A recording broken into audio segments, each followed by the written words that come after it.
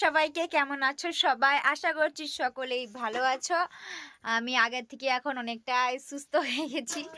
এরপর কি বেটার আছি মানে হ্যাঁ, এখন শরীরে একটু এনার্জি আছে।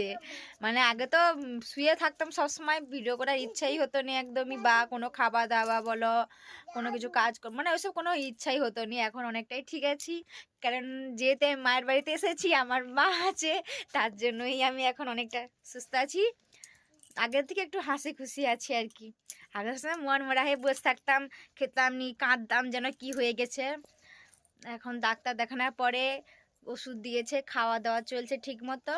তো আপাতত এখন আমি ভালো আছি। তো আজকে যে ভিডিওটা আমি শুরু করছি সেটা হচ্ছে, বাড়িতে মা বাবা বা আমার বাবু কেউ ছিল না।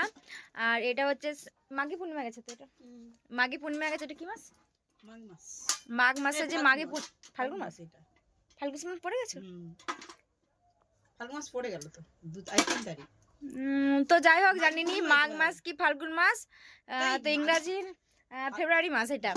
আর এখন যে মাঘী পূর্ণিমা যে হয়, মানে রাসমেলা তো আর নমকুঞ্জ হয়েছিল। হ্যাঁ, নমকুঞ্জ মেলা, 9টা ঠাকুর ওইসব মানে হয়েছিল আর কি, প্রতি বছরই হয়।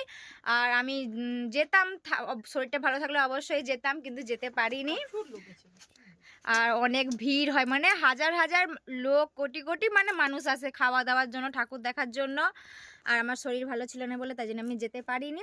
আর মার বাবা হচ্ছে বাড়িতে কেন ছিল না, তার উপলক্ষে হচ্ছে মানে ওখানে খাওয়া দাওয়ার ব্যবস্থা করেছে। আর 2-3 দিন ধরে তার জন্য সবাই মিলে গিয়েছিল। আমার শরীর ভালো নেই বলে আমি যেতে পারিনি, বাড়িতেই রান্না করেছিলাম যাই হোক একটা।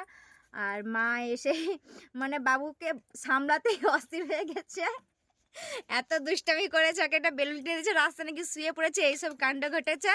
আর এইসব সময় আমার জন্য পাপড়ি চাট নিয়ে এসেছে, আমি সেটা খেয়ে নিয়েছি।